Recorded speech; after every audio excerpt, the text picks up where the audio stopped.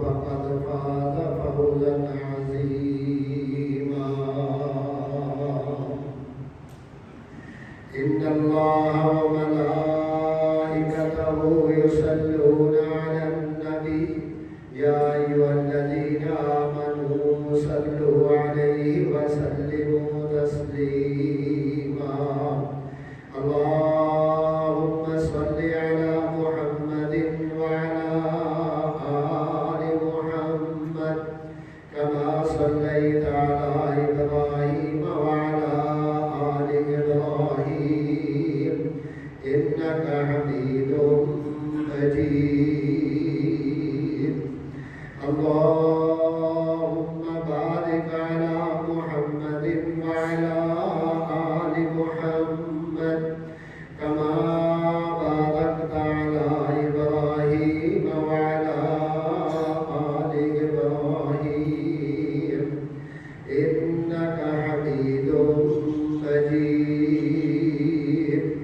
ربي اشرح لي صدري ويسر لي أمري واحلل عقدة من لساني يفقهوا قولي. رب زدني علما رب زدني علما. سبحانك لا علم لنا إلا ما علمتنا إنك أنت العليم الحكيم. أما بعد فأعوذ بالله السميع العليم من الشيطان الرجيم. بسم الله الرحمن الرحيم. والذين جاهدوا فينا لنهدينهم سبلنا وإن الله لمع المحسنين. صدق الله العظيم. اللہ رب العزت جو کہ کل کائنات کا مالک خالق اور رازق ہے، اس کی حمد و ثنا، درود و سلام امام الانبیاء سید الانبیاء آقا کائنات خاتم النبیین سید القونین جناب محمد رسول اللہ صلی اللہ علیہ وآلہ وسلم کے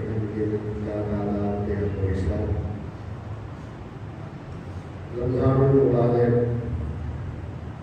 بالکل قریب ہے، ہفتہ 10 دن کے بعد اس کا آغاز ہونے والا ہے، جو برکتوں والا رحمتوں والا مہینہ ہے،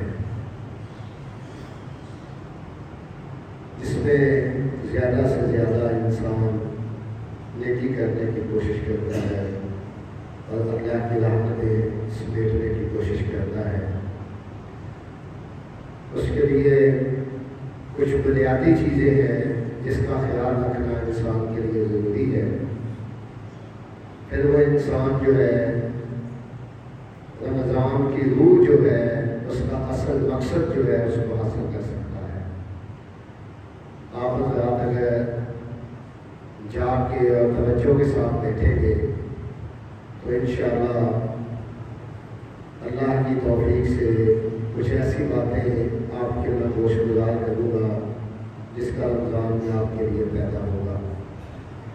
سب سے پہلے میں بلا تغیر بات شروع کرتا ہوں تاکہ زیادہ سے زیادہ ہم اللہ اور اس کے رسول کے فرامین جو ہیں ان کو سن سکیں اور سن کے پھر اللہ ہمیں توفیق دے، مجھے بھی اور آپ کو بھی، کہ ہم اس کے اوپر عمل پیدا ہو سکیں. سب سے پہلے انسان کے اعمال کی قبولیت کے لیے اس کا توحید پرست ہونا ضروری ہے. اگر کوئی انسان اللہ کی توحید پہ ایمان نہیں رکھتا، اللہ کی وحدانیت پہ ایمان نہیں رکھتا، یا اللہ کی توحید پہ ایمان رکھتا ہے اس کے ساتھ غیروں کو بھی شریک ٹھہراتا ہے، تو یقین مانے وہ رمضان سے کوئی فائدہ نہیں اٹھا سکتا. جب نبی پاک صلی اللہ علیہ وسلم نے کافروں کو یہ دعوت پیش کی توحید کی کہ اللہ ایک ہے، الہکم الہ واحد، ایک الہ ہے، کوئی دوسرا الہ نہیں، لا الہ الا اللہ، یہ دعوت پیش کی کہ اللہ کے علاوہ کوئی داتا، کوئی معبود، کوئی الہ، کوئی گنج بخش، کوئی خزانے بخشنے والا، کوئی رزق دینے والا، کوئی اولاد دینے والا کوئی نہیں، صرف ایک اللہ ہے۔ تو کافروں میں یہ بات ناگوار گزری، انہوں نے اللہ کے رسول صلی اللہ علیہ وسلم سے کہا کچھ نہ کچھ تو رعایت کیجیے، کچھ نہ کچھ ہمارے ساتھ آپ نرمی کا معاملہ کریں، فہم و تفہیم سے مسئلہ چلائیں۔ تو اللہ نے قرآن مجید کی آیت نازل کی، وَقُلِ الْحَمْدُ لِلَّهِ الَّذِي لَمْ يَتَّخِذْ وَلَدًا وَلَمْ يَكُن لَّهُ شَرِيكٌ فِي الْمُلْكِ، کہ اللہ وہ ذات ہے جس کی کوئی اولاد نہیں ہے، نہ اس کا کوئی شریک ہے۔ جب اللہ کی اولاد بھی کوئی نہیں، اس کا شریک بھی کوئی نہیں، تو پھر فہم و تفہیم سے مسئلہ کیسے چل سکتا ہے؟ تو انہوں نے اس کے لیے ایک تجویز پیش کی کہ دیکھیں ہم بھی حج کرتے ہیں، ہم بھی لبیک اللہم لبیک کی صدائیں لگاتے ہیں، ہم بھی عمرہ کرتے ہیں، ہم بھی حاجیوں کی ضیافت کرتے ہیں، ہم بھی لوگوں کو آب زمزم کا پانی پیش کرتے ہیں، کھانے کے لیے کھانا دیتے ہیں، کھجوریں پیش کرتے ہیں، کعبے بنا کے پیش کرتے ہیں۔ تو آپ یہ تو نہ کہیں کہ ہماری کوئی عبادت بھی قبول نہیں، آپ یہ تو نہ کہیں کہ ہماری کوئی بھی نیکی قبول نہیں۔ تو اللہ تبارک و تعالیٰ نے اس کا جواب بھی ان کو دے دیا۔ میں صرف مثالیں آپ کو سمجھانے کے لیے دے رہا ہوں تاکہ ہم رمضان سے پورا فائدہ اٹھا سکیں۔ اگر ہمارا عقیدہ درست نہیں ہوگا، سارے روزے رکھیں، نماز تراویح رات کو پڑھیں، قیام اللیل کریں، قرآن مجید کی تلاوت کثرت سے کریں اور صدقہ خیرات بھی کریں، تو یقین مانیں کوئی چیز، کوئی عمل قبول نہیں ہوگا۔ جیسے اللہ تبارک و تعالیٰ نے مکے کے لوگوں کو یہ کہہ کے جواب دے دیا، اجعلتم سقایۃ الحاج وعمارۃ المسجد الحرام کمن آمن باللہ والیوم الآخر وجاہد فی سبیل اللہ لا یستوون عند اللہ۔ فرمایا تم حاجیوں کو پانی پلاتے ہو، مسجد حرام یعنی کہ بیت اللہ تم نے تعمیر کی ہے، ہم نے تو یہاں مسجدیں بنائی ہیں نا۔ انہوں نے ام المساجد، ام القریٰ کے اندر، مکہ کے اندر اللہ کا گھر بیت اللہ تعمیر کیا ہے۔ تو اللہ تعالیٰ ہم کو فرما رہے ہیں کہ بیت اللہ کا تعمیر کرنا، حاجیوں کو پانی پلانا، یہ بڑے اعزاز کی بات تھی، لیکن تم چونکہ اللہ پہ ایمان نہیں رکھتے تو تم ان لوگوں کا مقابلہ نہیں کر سکتے جو اللہ پہ ایمان لائے، جنہوں نے اللہ کو ایک مانا، اس کے ساتھ کسی کو شریک نہیں ٹھہرایا، اللہ کے راستے میں جہاد کیا۔ فرمایا تم ان کا مقابلہ نہیں کر سکتے، اس کے لیے پہلے تمہیں اللہ کی توحید کا اقرار کرنا ہوگا، تمام بتوں کو چھوڑنا ہوگا، تمام معبودان باطلہ کو چھوڑنا ہوگا، پھر تمہاری نیکی جو ہے وہ اللہ کی بارگاہ میں قابل قبول ہو۔ تو اللہ نے ان کافروں کو صاف جواب دے دیا، اللہ کے رسول نے ان کو صاف یہ کہہ دیا کہ شرک کرنے کی وجہ سے تمہارے سارے اعمال ضائع ہو رہے ہیں، شرک کرنے کی وجہ سے تمہاری ساری نیکیاں ضائع ہو رہی ہیں، شرک کرنے کی وجہ سے بیت اللہ کے حج تمہارے ضائع ہو رہے ہیں، عمرہ تمہارا ضائع ہو رہا ہے، بیت اللہ کے متولی ہونا یہ بھی اعزاز کی بات تھی، لیکن شرک کرنے کی وجہ سے تمہیں اس متولی ہونے کا بھی کوئی فائدہ نہیں ہوگا۔ کیوں کہ تم مشرک ہو، اللہ کا یہ اعلان ہے کہ میں مشرک کی کوئی عبادت قبول نہیں کرتا۔ پھر انہوں نے یہ بھی کہا کہ آپ ایسے کر لیں، آپ نہ ہمارے الہوں کی عبادت کریں، ہم آپ کے الہوں کی عبادت کرتے ہیں۔ دیکھو کیسا صاف ستھرا اور کیسا نرم مزاج انہوں نے موقع پیش کیا۔ جیسے ہمارے یہاں کچھ لوگ کہتے ہیں نا جی اللہ کو بھی مانتے رہو، اس کے ساتھ غیروں کو بھی ماننا شروع کر دو، اللہ کو بھی الہ مانو، داتا مانو، اس کے ساتھ کسی غیر کو بھی داتا مان لو، اللہ کو بھی خزانے دینے والا گنج بخش مانو، اس کے ساتھ کسی اور کو بھی مان لو، اللہ کو بھی بارش میں سانے والا مانو، اس کے علاوہ کسی اور کو بھی مان لو، اللہ کو بھی رازق مان لو، کسی اور کو بھی مان لو۔ بالکل یہی صورتحال کافروں نے اللہ کے رسول کے سامنے رکھی کہ آپ ہمارے الہ جو ہے نا ان کے کچھ نہ کچھ اختیارات مان لیں، ہم آپ کے رب آسمان والے کی کچھ نہ کچھ اختیارات مان لیتے۔ اللہ کے رسول صلی اللہ علیہ وسلم نے ان کو کوئی جواب نہیں دیا اس بات پہ۔ آسمان والے رب کو بڑا غصہ ہے اس بات پہ، کیونکہ اللہ شرک کے علاوہ قرآن میں آتا ہے ان اللہ لا یغفر ان یشرک بہ ویغفر ما دون ذلک لمن یشاء۔ فرمایا اگر شرک کے علاوہ زمین آسمان کے درمیان جتنا خالی جگہ ہے، جتنی خالی جگہ تو گناہوں سے بھر کے آ جائے، تو نے شرک نہ کیا ہو، شرک سے تو نے اپنے آپ کو آلودہ نہ کیا ہو، اللہ کے مقابل تو نے کسی کو کھڑا نہ کیا ہو، میرا جی چاہے سارے گناہوں کو بڑھا دوں، سارے گناہوں کو معاف کر دوں اور تجھے جنت میں بھیج دوں۔ اور اگر شرک کی آمیزش تھوڑی سی بھی ہو گئی، تھوڑی سی بھی، اگر ایمان لائے الذین آمنوا ولم یلبسوا ایمانہم بظلم اولئک لہم الامن وہم مہتدون۔ میں یہ چیزیں آپ کے سامنے اس لیے رکھ رہا ہوں، رمضان میں ہم روزے بھی رکھیں گے انشاءاللہ، رمضان میں نماز تراویح بھی پڑھیں گے، رمضان میں صدقہ خیرات بھی کریں گے۔ اگر یہ ساری چیزیں شرک کرنے کی وجہ سے ضائع ہو جائیں تو فائدہ کوئی نہیں۔ اللہ کے رسول پہ یہ آیت نازل ہوئی، ہم کہتے ہیں نا مسلمان ہونے کے بعد بندہ مشرک نہیں ہو سکتا۔ اب یہ آیت سنی الذین آمنوا، وہ لوگ جو ایمان لائے، وَلَمْ يَلْبِسُوا إِيمَانَهُمْ بِظُلْمٍ، انہوں نے ایمان لانے کے بعد ظلم نہ کیا۔ یہ شرط اللہ نے رکھ دی، صحابہ سارے پریشان ہو گئے، اللہ کے رسول کے پاس آ گئے۔ اللہ کے رسول ایمان آنے کے بعد ظلم تو ہو جاتا ہے، ظلم ناانصافی کو کہتے ہیں، بندے سے ناانصافی ہو جاتی ہے۔ کبھی کسی غریب کو بندہ جھڑک دیتا ہے، کبھی کسی غلام پہ ظلم ہو جاتا ہے، کبھی اپنے بچے پہ ہی انسان ظلم کر بیٹھتا ہے، کبھی بھائی بھائی کے ساتھ ہی ظلم کر بیٹھتا ہے۔ اس کا تو مطلب ہے تو ہماری بخشش ہی نہیں ہے۔ قرآن کہہ رہے ہیں، اللہ کے رسول نے فرمایا نہیں، اس ظلم سے مراد عام ظلم نہیں، اللہ کے رسول اس سے مراد کیا ہے؟ فرمایا ان الشرک، قرآن میں اس کی وضاحت ہے، ان الشرک لظلم عظیم، اللہ کے ہاں سب سے بڑا ظلم یہ ہے کہ اس کے ساتھ کسی کو شریک ٹھہرایا جائے۔ تو جو بندہ ایمان لانے کے بعد بھی شرک کرے، اس کا کوئی عمل جو ہے وہ اللہ کی بارگاہ میں قابل قبولیت کو نہیں پہنچتا۔ جب مکے کے کافروں نے یہ فارمولا دیا نا، اللہ کے رسول خاموش تھے، پورا قرآن آپ پڑھیں، الف لام میم سے لے کے پورا قرآن آپ پڑھ لیں، الف لام میم سے لے کے والناس کی سین تک 30 پارے آپ پڑھ لیں، ایک ایک سورت آپ پڑھ لیں، اللہ کو اتنا غصہ کبھی نہیں آیا۔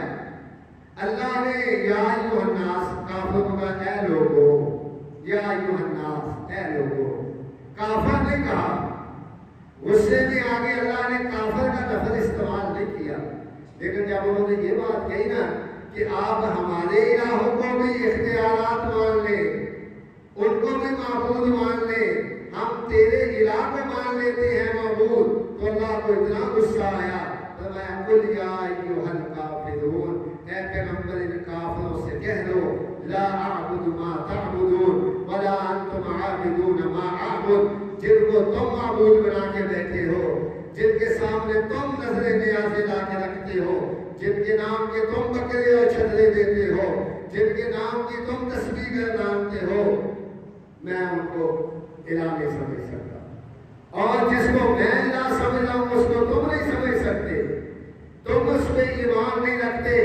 فَمَا لَكُمْ دِينُكُمْ وَلِيَ دِينِ، تم اپنے دین پہ رہو، میں اپنے دین پہ، لیکن میں اپنے الہ کے ساتھ کسی دوسرے کے الہ کو شریک نہیں ٹھہرا سکتا۔ یہی دو قومی نظریہ تھا نا کہ تیری مارچ میں گزرا بس، یہی دو قومی نظریہ تھا۔ ہندوستان کے اندر ہندو کہتے تھے گائے کیا ہے؟ الہ ہے۔ وہ گائے کو کیا کہتے تھے؟ یہ الہ ہے، اپنی منتیں مانتے، اس کے سامنے سجدے کرتے، اس کا پیشاب جو ہے نا بطور تبرک اپنے اوپر ڈالتے، کیونکہ مشرک کو عقل نہیں ہوتی، کئی بطور تبرک اس کا پیشاب جو ہے وہ پی لیتے اور اس کو ذبح کرنا وہ سخت گناہ سمجھتے، لیکن مسلمانوں کا نظریہ کیا تھا کہ وہ گائے کو اللہ کے نام پہ ذبح کرتے تھے اور اس کا گوشت کھاتے تھے۔ تو یہ سب سے پہلا یہ نقطہ اگر ہم رمضان سے پہلا اٹھانا چاہتے ہیں تو اللہ کے ساتھ اگر کوئی بندہ اس کے عقیدے میں کمزوری ہو تو اپنی کمزوری کو دور کر لے، ایک اللہ کو مانے، الہم الہم واحد، کہ ایک الہ ہے، اس کے علاوہ کوئی نہیں، اس کا کوئی شریک نہیں، نہ کسی کے پاس زندگی کا اختیار ہے، نہ کسی کے پاس موت کا اختیار ہے، نہ کوئی مشکل میں ڈالنے والا ہے، نہ کوئی مشکل سے نکالنے والا ہے، نہ کوئی بیٹے دینے والا ہے، نہ کوئی بیٹیاں دینے والا ہے، نہ کوئی رزق روکنے والا ہے، نہ کوئی رزق جو ہے وہ دینے والا ہے، نہ کوئی بارش کو روکنے والا ہے، نہ کوئی بارش کو دینے والا ہے۔ یہ سارے اختیارات اگر کسی کے پاس ہیں تو وہ ایک الہ ہے، اللہ رب العزت ہے۔ اس کا ایمان انسان کا جب خالص ہو جائے گا تو یہ رمضان اس کے لیے فائدہ مند ہو جائے گا۔ دوسری بات، اخلاص ہو، نیت خالص ہو۔ ہمارے جو نیک اسلاف تھے نا، صحابہ تھے، ائمہ محدثین تھے، جو امام تھے، وہ کہتے تھے اخلاص جو ہے نا یہ عمل سے بھی بڑا کام ہے۔ اگر انسان بڑے سے بڑا عمل کرے، یہ مسجد کوئی بندہ بنا دے، بڑا عمل ہے۔ مسجد بنانا کوئی چھوٹا عمل تو نہیں، مسجد بنائے، لاکھوں روپے خرچ کرے، کروڑوں روپے خرچ کرے، بلکہ میں یوں کہوں اربوں روپے خرچ کرے، بڑا عمل اس نے کیا، لیکن اللہ کی رضا مقصود نہ ہو، مقصد ہو شہرت، مسجد بنانے کا مقصد ہو ریاکاری، بنانے کا مقصد ہو لوگوں کی تعریف، ذہن اور دماغ میں یہ بات آ جائے، لوگ کہیں گے اس نے مسجد بنائی ہے، لوگ کہیں گے یہ بہت بڑا نیک ہے، لوگ یہ بات کہیں گے یہ بڑا چودھری ہے، لوگ میری عزت کریں گے، یہ بات ذہن میں آ جائے تو اس کا یہ عمل اتنا بڑا جو تھا وہ بھی کسی کام کا نہیں۔ اس پہ بڑی مثالیں ہیں، میں دیتا نہیں، اگر مثالیں دینا شروع کر دوں نا، حدیث میں بھی اس کی مثالیں ہیں، صرف اشارہ کر دیتا ہوں۔ فرمایا جہنم میں 3 لوگوں کو ڈالا جائے گا، 3 لوگوں کو، ایک اس بندے کو جہنم میں ڈالا جائے گا جو سخی ہوگا، دوسرا بندہ اس کو جہنم میں ڈالا جائے گا جو شہید ہوگا، تیسرا بندہ وہ جہنم میں ڈالا جائے گا جو قرآن کی قرات کرنے والا، تلاوت کرنے والا ہوگا۔ یہ سب سے پہلے جہنم میں جائے گا۔ اسے آبا حیران رہے گا، یہ تو بڑی نیکی کے کام ہے، یہ تو بڑے احساس کے کام ہے، بندہ اللہ کے راستے میں مار دے، یہ تو انسان کے لیے بڑے درجات کی بلندی کا سبب ہے۔ فرمایا ہاں سبب تو ہے، لیکن اس نے مال اللہ کو راضی کرنے کے لیے نہیں دیا، دنیا کو دکھانے کے لیے دیا۔ شہید ہونا بڑا مقام ہے، اپنی جان دے دینا، خون کا قطرہ بعد میں گرتا ہے، پہلے سارے گناہ معاف ہو جاتے ہیں، لیکن یہ جہنم میں جا رہا ہے، اس نے جان بھی اس لیے دی تھی، لوگ کہیں بڑا مجاہد ہے، بڑا بہادر ہے، دنیا میں نام ہو جائے، اللہ کی رضا مقصود نہیں تھی۔ جو قرآن کا قاری تھا، تلاوت قرآن کرتا تھا، لوگ اس کے آگے جھوم جایا کرتے تھے، لوگ اس کی خدمتیں کیا کرتے تھے، اس کی جیب گرم کیا کرتے تھے، اس کا بھی مقصد یہی تھا میری جیب گرم ہو جائے، لوگ میری واہ واہ کرتے رہے۔ اللہ کی رضا اس کا مقصد و مطلوب نہیں تھا۔ اللہ کہتا ہے میرے یہاں اس کی بھی نیکی قبول نہیں ہے، جہنم میں جائے۔ تو یہ اسلاف اس لیے کہا کرتے تھے، وہ کہتے تھے کہ انسان کی جو نیت ہے یہ اس کے عمل سے بھی بڑا کام ہے کہ وہ اپنی نیت کو خالص کر لے۔ فضل بن ایاز کا بیٹا ایک دن سوال کرتا ہے حضرت فضل بن ایاز رحمۃ اللہ علیہ سے، کہتے ہیں جب صحابہ بات کرتے ان کی اس بات میں لذت بہت ہوتی تھی، ان کی بات میں اثر بڑا ہوتا تھا۔ جب وہ بات کرتے تو بات سننے والا سمجھتا بڑی اعلیٰ قسم کی بات کی ہے، بڑی اس نے شیریں بات کی ہے۔ لیکن آج ہماری زبان ہو گئی اثر نہیں، اس کی وجہ کیا ہے؟ تو فضل بن عیاض نے جواب دیا، صحابہ جو بھی کام کرتے تھے وہ اللہ کو راضی کرنے کے لیے کرتے تھے، ان کی منشا اور مقصود اللہ کو راضی کرنا تھا۔ حضرت علی کی ایک مثال آپ کو دے دوں۔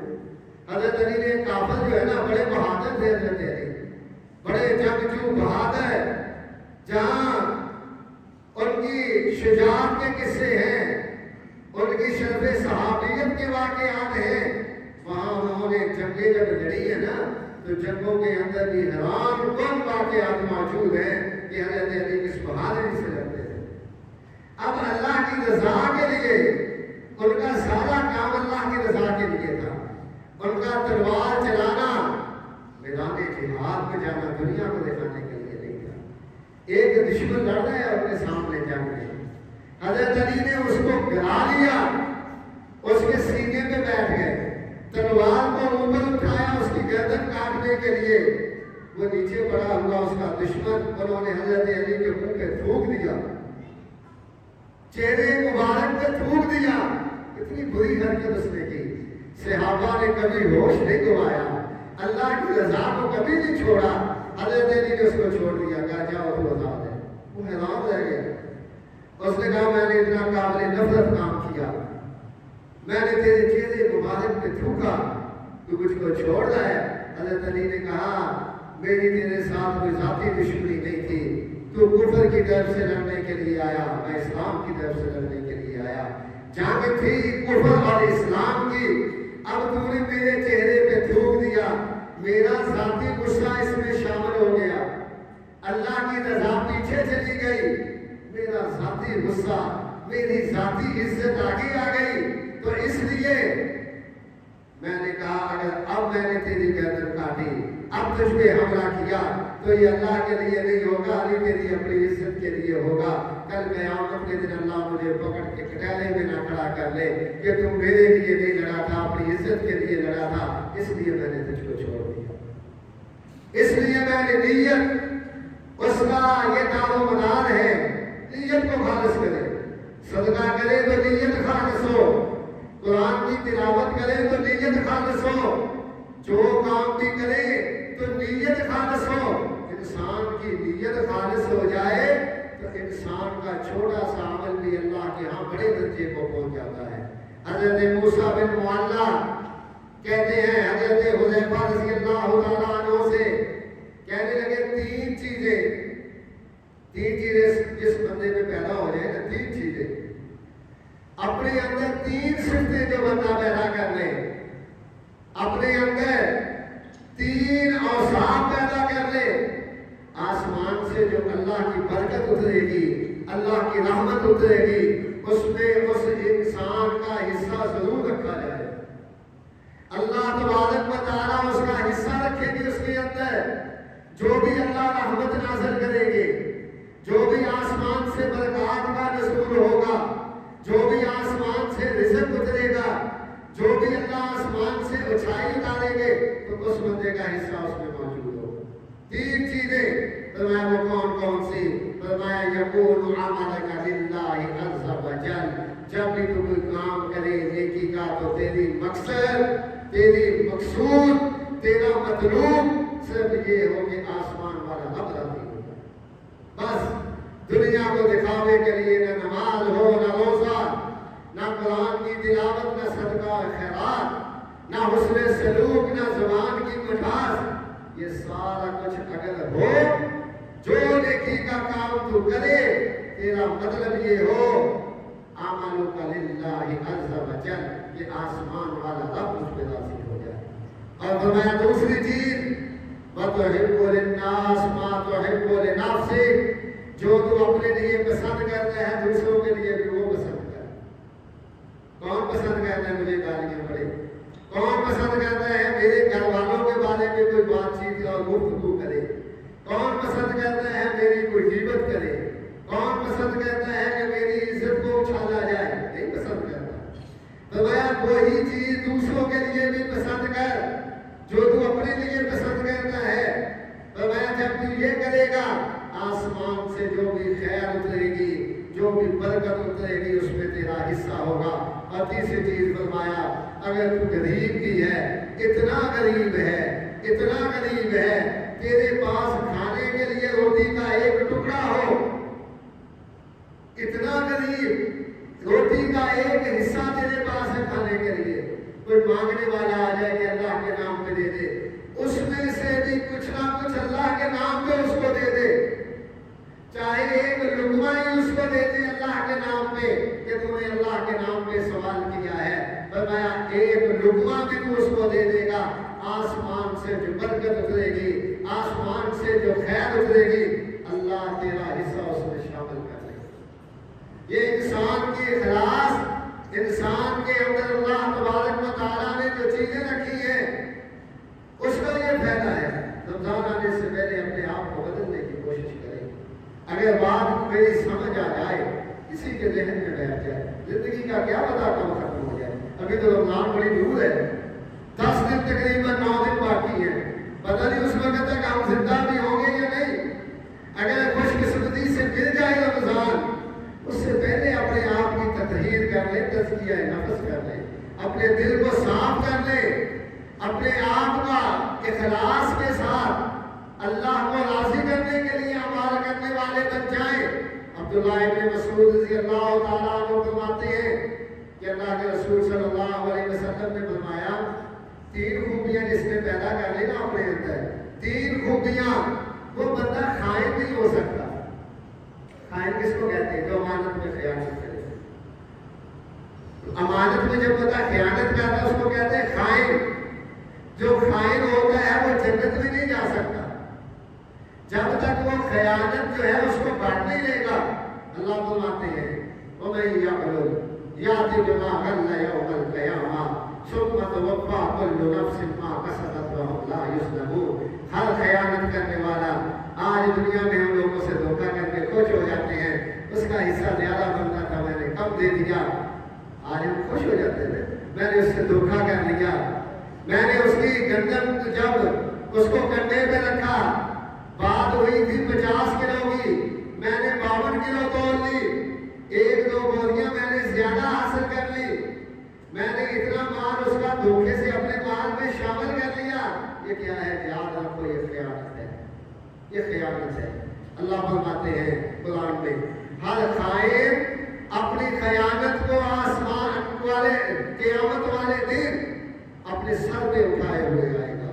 اور کائنات کے امام جناب محمد رسول اللہ صلی اللہ علیہ وسلم نے فرمایا اور میری امت کے لوگوں اور نیکیاں کرنے والوں اور قرآن پڑھنے والوں اور رمضان کے روزے رکھنے والوں اور حاجیوں اور نمازیوں، قیامت کو کوئی بندہ آئے نہ کہے اللہ کے رسول مجھے معافی دلواؤ، مجھ سے کمی رہ گئی نماز کے اندر، مجھ سے کمی رہ گئی تلاوت قرآن کے اندر، مجھ سے کمی رہ گئی میں حج نہیں کر سکا، مجھ سے کمی رہ گئی فلاں معاملے میں، ہو سکتا ہے میں کہوں چلو تیری سفارش کرو، ہو سکتا ہے میرا دل کہے چلو اللہ کے یہاں مجھے لے کے جاؤں تجھے چھڑا لوں، لیکن جو نمازی، جو حاجی، جو روزے رکھنے والا قیامت کے دن کسی کا گلہ اٹھا کے سر پہ آئے، کسی کی زمین اٹھا کے سر پہ آئے، کسی کا مال اٹھا کے سر پہ آئے، اور میں کہتا ہوں وہ تو خوش قسمت ہے، اور جس کا مال تم ظلم سے کھا لے وہ تو خوش قسمت ہے،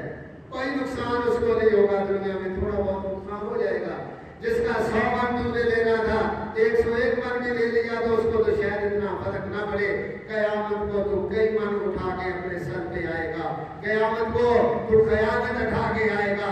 اللہ کے رسول فرماتے جتنا مرضی نیک ہو، جتنا مرضی نیک ہو، جتنا مرضی نمازی اور حاجی ہو، میرے پاس آئے سر پہ خیانت اس نے اٹھائی ہوئی ہو، کہے یا رسول اللہ، حدیث کے الفاظ ہے، کہے یا رسول اللہ میری سفارش کرے، میری جان چھوٹ جائے، کہتے میں اسے کہوں گا دفع ہو جا، میں نے تیری سفارش نہیں کرنی، چلا جائے یہاں سے، میں اس کی سفارش کے لیے جاؤں گا ہی نہیں۔